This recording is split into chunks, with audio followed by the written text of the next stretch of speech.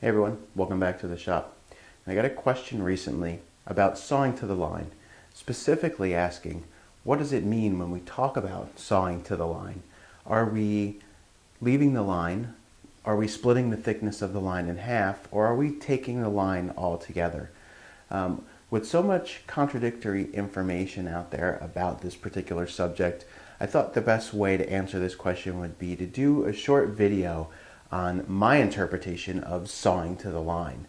And I should be clear that depending on the situation, my definition could be slightly different from one situation to the next, depending on whether what type of cut is being made and whether or not that saw cut is going to be the finished surface or if that saw cut is going to need to be cleaned up after the cut is completed. So with that in mind, let's take a look at a couple of different examples of a few different saw cuts and talk about how I define sawing to the line. So this first cut is just a simple rip cut.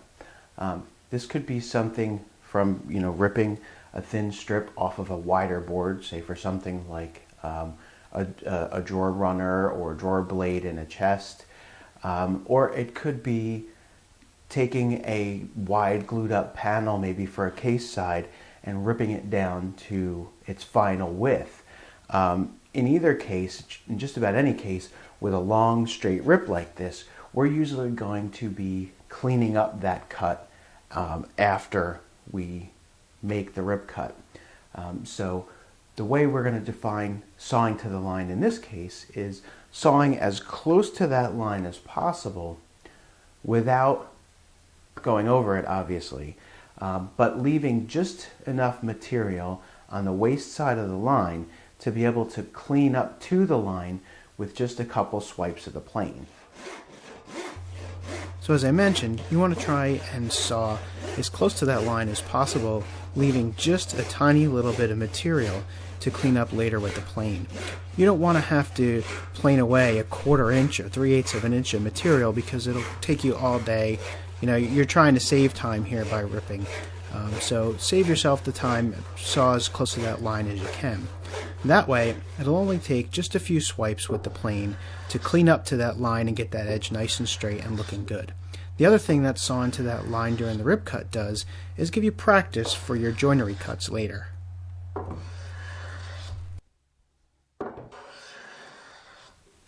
Now, cross cuts are typically going to be slightly different than rip cuts. If we're talking about rough cross cuts and you're just breaking stock down to length, well, then it really doesn't matter because typically you're leaving your stock an inch or two oversized anyway, so you're really not sawing to the line. You're just making a very quick rough cut just to take very long boards and break them down into shorter, more manageable lengths. But when we start talking about actual cross cuts for our finished piece, things get a little bit different. End grain is a lot harder to plane than long grain is. So for that reason, I don't particularly, I try to avoid it as much as possible. If I don't have to plane end grain, I would prefer not to. So when I talk about sawing to the line for a cross cut, I'm typically sawing straight to that line. What I mean is, one, I'm going to be typically knifing my cut line. Now with rip cuts, I don't always do that. I'll use a marking gauge if it's a relatively narrow piece. If it's somewhat wider, sometimes I'll use a panel gauge. Sometimes I'll just use a pencil and a straight edge just to make that straight line. If I'm talking about a wide panel, measure off of my straight front edge and then just connect that line with a straight edge and saw to the pencil line and clean up because it's not really a critical cut. But with a cross cut, I'm usually using a marking knife and a square to mark that cut. And I'm going to cut with my saw as close to that line as I can, keeping the kerf of the saw on the waist side of that line. And what that's going to do is allow the knife cut to break away on the waist side of the line and allow those wood fibers to just break away at the knife line, and it's going to leave a nice surface a nice crisp edge where that cross cut is. And that way I'm not going to have to do a whole lot of cleanup with a hand plane. And if I have to do, hopefully I won't have to do any at all, but if I do have to do a little bit of cleanup, if it is going to end up being a show surface, which cross cuts frequently are not, but if the particular cut happens to be one where it is going to show, say, it's the end grain of a tabletop or something like that, then, really I should only have to make a couple of passes with a very finely set smoothing plane to clean up that end grain. So let's take a look. Let's go to the bench. Now, this really applies whether you're cross-cutting at the bench or on the saw bench or at the bench, the workbench on a bench hook. So this is a narrow piece. We're just going to do this on the bench hook. When you're cross-cutting, the knife cut really helps to make that cross-cut nice and clean. Here you can see, again, I'm sawing right up against that line. I'm trying not to leave any waste material on the side of the line. I want that cut to be as clean, as close and accurate as possible because I don't want to plane that end grain.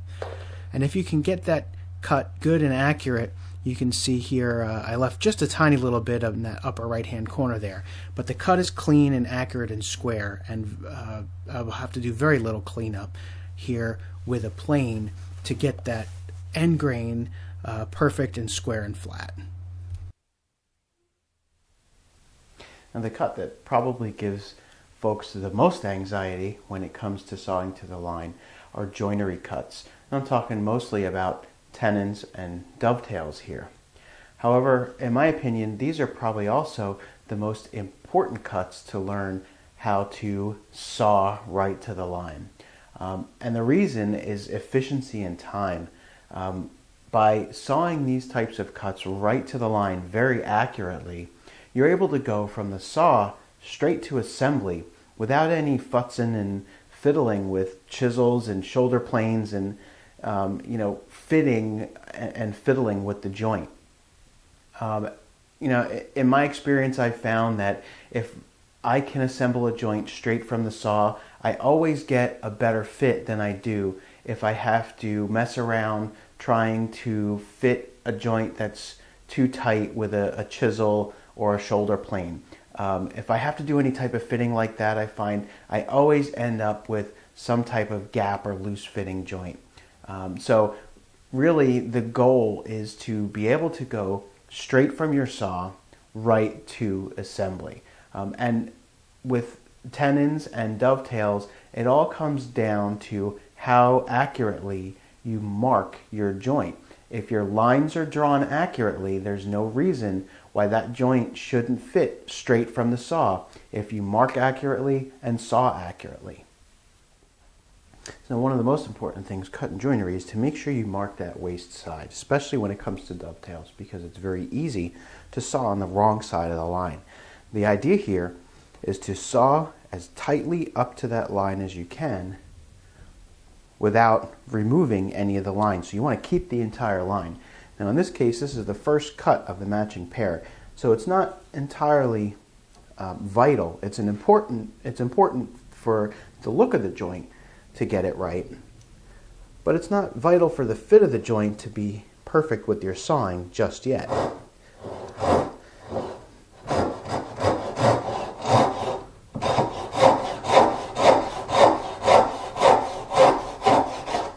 But it also doesn't hurt to try and be as perfect as possible with that cut, because anytime you can practice accurate sawing is a good time to do so. So you can see, I'm right up against the line there, staying on the waist side of that line.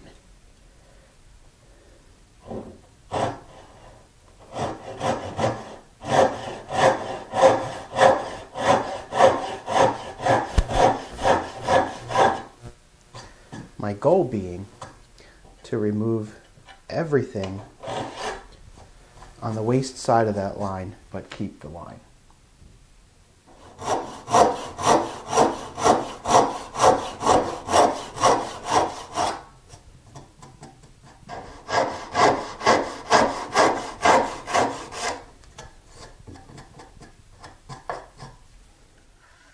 So what becomes important after sawing the first half of that joint is how accurately you mark it. So pay attention here, and you'll notice that the pencil lines, or the scribe line if you use a knife or an awl, are completely on the keep side of the joint, right? So all the material that needs to be removed is underneath these pins, right? So it's physically impossible to make a mark on the waist, okay? So when we remove this, these pencil lines have to be on the keep side of the joint. So when we're going to remove this pin material here, when we're going to saw this out, we're going to keep our saw completely on the waist side. And when we say saw to the line in this case, what we're doing is exactly what we did the first time, except this time it becomes more important because the fit of the joint is actually going to be dependent upon how close and how accurately we cut these, make these cuts here. So we want to saw to the line in this case, meaning saw as close to the line as possible, right up next to it, but leave the entire line and nothing more. So stay on the waist side, saw with the kerf right up next to that line, leave the entire line, but nothing more. Another way to think about it is, this is all waste material here, this is all keep material. That line could be this wide. Let's say we made it with a magic marker, okay? If the line was super thick like that, and you quote unquote split the line, you would be cutting into the keep material. Well, we don't want to do that, because if we cut into that part of the joint, it's going to be loose. So think about it that way. If you make that line super thick, you still need to maintain and keep that entire line. You don't want to cut into that line at all. The second you start cutting into that line, you start cutting into the keep material, and then your joint becomes loose. So in the case of joinery, this is what we're talking about when we say saw to the line. Completely on the waist side, right up against the line, but keep that whole line. As I mentioned, with joinery, the second cut is really the one that becomes the most important. So you really, really want to work to get this cut accurate. The first half of the joint isn't that big of a deal because you're going to mark the second half of the joint from the first half. So you can cut the second half of the joint to match the first half if you screwed up the first half of the joint. But in this case, on the second half of the joint, regardless of whether you cut pins first or tails first, with dovetails, you want to make sure you get that saw right up against that line and really just keep your sawing accurate and straight. And by doing so, you're going to ensure that that joint is going to fit right off the saw, and you're not going to have to do any cleanup with a chisel or a plane or anything after you finish your sawing. And this really goes for mortise and tenon too. You cut your tenon right to the line. And if your saw cuts were accurate, you should be able to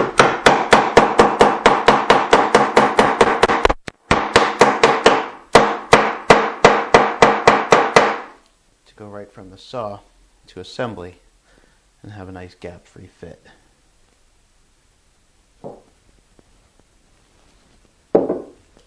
Now when it comes to sawing joinery, a lot of folks get nervous about sawing right to the line for fear of creating a joint with gaps in it. Fortunately, this is a very easy thing to practice, especially when it comes to cutting dovetails. A great way to practice your sawing for joints like dovetails or tenons is to just take a scrap board and draw a whole bunch of square and plumb lines across the end of it, and take your saw and just practice sawing those lines as tight to the line and as accurately as you can. You can use this as a warm-up exercise or just do a little bit each day, and it's really going to help to improve your sawing, especially for your joinery cuts. So I hope if you had any questions, that helps to clear up at least what I talk about, what I mean when I'm talking about sawing to the line.